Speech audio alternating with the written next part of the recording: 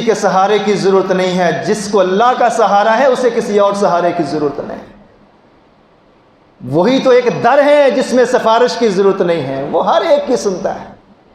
بلانے والا اخلاص سے بلائے، یقین سے بلائے، توکل سے بلائے، وہ سن لیتا ہے، وہ کسی کی بات کو رد نہیں کرتا۔ وہ بندہ منانے کی کوشش کرے، بندے کو منانا مشکل ہے، لیکن اللہ مان جاتا ہے اگر بندہ تھوڑی سی محنت کرے، وہ ضرور مان جاتا ہے۔ یہ رمضان میرے اور آپ کے لیے سبق ہے میرے عزیزو، اپنے ایمان کو، توکل کو، یقین کو، بھروسے کو اللہ پہ مضبوط کر لیں۔ عمران بن حسین، یہ واقعہ پہلے بھی سنایا، لیکن دوستوں کے گوش گزار کرنا اس لیے ضروری ہے، اگر آپ پورا قرآن بھی پڑھ لیں، ساری رات بھی مصلی پہ کھڑے ہو جائیں، اللہ کے ساتھ شرک کرنے والے ہیں، تو یہ تو ایسا جرم ہے جس کے متعلق اللہ اپنے قرآن میں نبیوں کو بھی وارننگ دیتا ہے، نبیوں کو بھی وارننگ دیتا ہے۔ وَلَوْ أَشْرَكُوا لَحَبِطَ عَنْهُمْ مَا كَانُوا يَعْمَلُونَ، اے میرے پیغمبرو، اگر تم نے بھی اپنے رب کے علاوہ کسی اور کو پکارا، میں تمہاری زندگی کے عملوں کو برباد کر کے رکھ دوں گا۔ کتنا معمولی سا اور کتنا چھوٹا سا بھی شرک اللہ کو پسند نہیں ہے، غور سے سن لیں۔ اگر آج کی پوری گفتگو میں میری صرف ایک یہی بات اللہ نے آپ کے سینوں میں ڈال دی اور میری اور آپ کی زندگی سنور گئی، ہماری نجات کے لیے کافی ہے۔ عمران بن حسین رضی اللہ تعالیٰ عنہ کہتے ہیں، ایک نوجوان کو اللہ کے پیغمبر نے دیکھا کہ اس کے ہاتھ میں لوہے کا کڑا پہنا ہوا ہے۔ میرے نبی نے جب دیکھا، وہ نیا نیا مسلمان ہوا تھا، ابھی دین اسلام کے معاملات سے ابھی اس قدر اس کو واقفیت نہیں تھی، جاہلیت سے نکلے تھے، اسلام میں داخل ہوئے، لیکن ابھی پوری واقفیت نہیں تھی اسلام کی۔ میرے نبی نے اپنے اس صحابی کے ہاتھ میں لوہے کا کڑا دیکھا تو اسے اپنے پاس بلایا، اے نوجوان، یہ ہاتھ میں لوہے کا کڑا کیوں پہنا ہوا ہے؟ میرے گاؤں میں ایک بندہ پکوڑے سموسے بیچتا ہے، ایک عرصے سے میں اس کو دیکھتا تھا، کوئی بھی میلہ، کوئی بھی ٹورنامنٹ، کوئی بھی میچ، جہاں پہ لوگوں کی گیدرنگ ہوتی، وہ اس بندے کو میں دیکھتا بچپن سے کہ وہ وہاں پہ اپنی ریڑھی لگاتا ہے، جا کے ٹھیلا لگاتا ہے، پکوڑے بیچتا ہے۔ پچھلے رمضان میں نے اپنے گاؤں میں تقریر کرتے ہوئے یہ واقعہ بیان کیا، تو تب بھی اس نے ہاتھ میں لوہے کا کڑا پہنا ہوا تھا۔ یقین کریں، جب میں نے یہ واقعہ سنایا، میرے پاس اٹھ کے آیا، کہتا واقعی یہ میرے نبی کا فرمان ہے؟ بالکل ان پڑھ بندہ ہے، کہتا میرے بال سفید ہو گئے، آج تک میں نے یہ بات کبھی نہیں سنی، واقعی یہ میرے نبی کا فرمان ہے؟ میں نے کہا ہاں میرے نبی کا فرمان ہے۔ اسی وقت اس نے ہاتھ سے کڑا اتارا، اور پھر کبھی میں اس کی دکان کے آگے سے گزرتا ہوں تو وہ اٹھتا ہے اور اٹھ کے کہتا ہے میرا دل چاہ کرتا ہے میں تیرا متھا چوم لوں، تو نے مرنے سے پہلے مجھے بچا لیا۔ وہ واقعہ کیا ہے؟ میرے نبی نے فرمایا اس صحابی سے، اے نوجوان، یہ ہاتھ میں لوہے کا کڑا کیوں پہنا ہوا ہے؟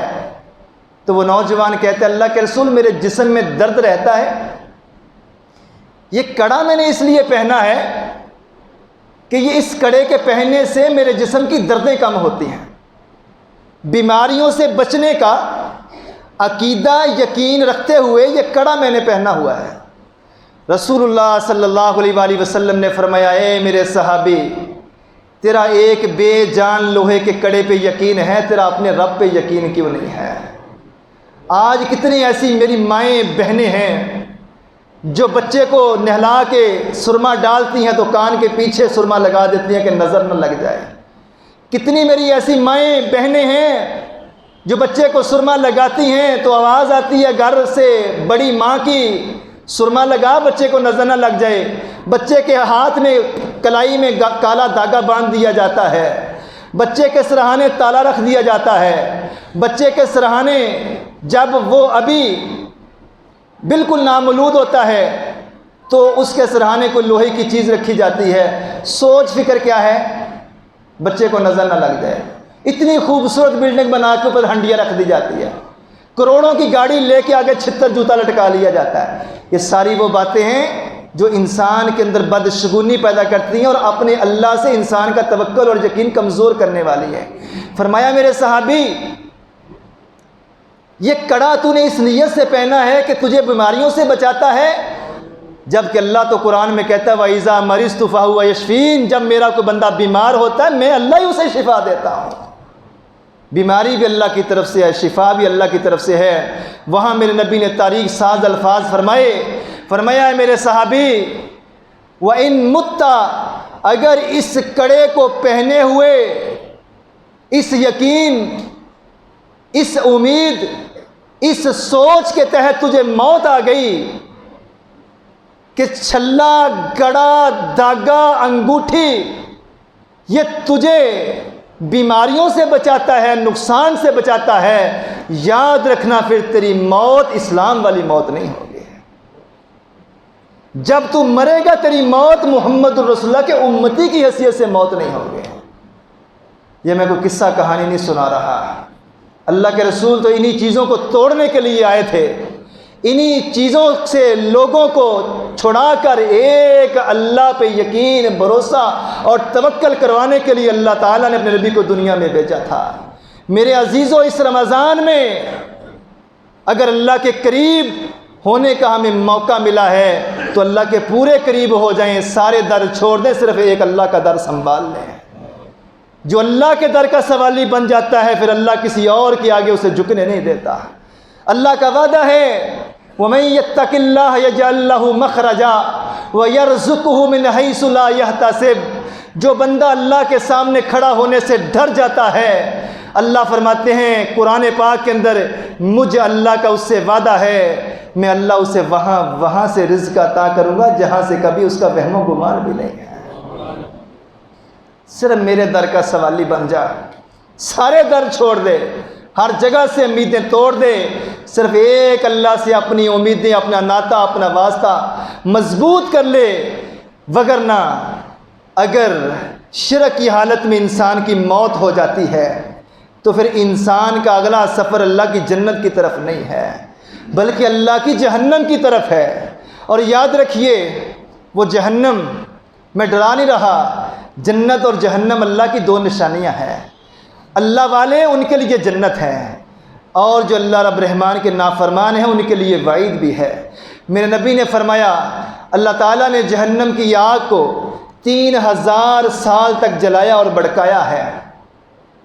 1000 سال تک جلایا تو جہنم کا رنگ سفید ہو جاتا ہے، پھر 1000 سال تک جلایا تو جہنم کا رنگ سرخ ہو گیا، پھر 1000 سال تک جلایا تو جہنم کا رنگ کالا اور سیاہ ہو گیا۔ اے میرے صحابہ، آج جہنم کا رنگ کالا اور سیاہ ہے۔ اور اللہ کے نبی نے فرمایا جس دن اللہ حساب و کتاب کرنے کے لیے محشر کے میدان میں لوگوں کو جمع کرے گا، یوتا بجہنم یومئذ لہا 70,000 زمام ما کل زمام 70,000 ملک، اللہ جہنم کو بھی میدان محشر کے اندر زنجیروں میں جکڑ کر فرشتوں کو لانے کا حکم دے گا، اور جہنم کو 70,000 زنجیروں کے اندر جکڑا ہوا ہوگا۔ لہا 70,000 زمام، 70,000 سنگل زنجیریں جہنم کو ڈالی ہوئی ہوں گی، اور پھر ہر زنجیر کو آگے 70,000 فرشتوں نے تھاما ہوا ہوگا۔ میرے نبی نے فرمایا 70,000 زنجیروں میں جکڑنے کے باوجود، 70,000 فرشتوں کے ان سنگلوں رسیوں کو قابو کرنے کے باوجود جہنم ان سے چھوٹ کے جائے گی، اور آپ اندازہ کریں کہ فرشتے کتنے بنتے ہیں، 4 ارب 90 کروڑ فرشتوں نے جہنم کو پکڑا ہوا ہوگا۔ اس کے باوجود اس کی پھنکار، اس کی پھونک، اس کا غصہ، اس کا طیش، اس کی آواز ایسے بنائے گی کہ پتہ چل رہا ہوگا یہ پھٹنے والی ہے۔ میرے نبی نے فرمایا یہ تو اللہ کا حکم ہوگا کہ ان فرشتوں کے قابو میں ہوگی، وگرنہ فرشتوں کے قابو میں آنے والی نہیں ہے۔ اللہ آواز لگائیں گے رک جا، ٹھہر جا۔ اس جہنم سے بچنے کی ہم نے تدبیریں کی ہیں، اس جہنم سے اللہ ہمیں بچا لے اس کی ہم نے دعائیں کی ہیں، اور اس جہنم سے کہ اللہ کے نبی نے فرمایا ساری دنیا کے سمندر مل کر جہنم کی آگ کو ٹھنڈا نہیں کر سکتے۔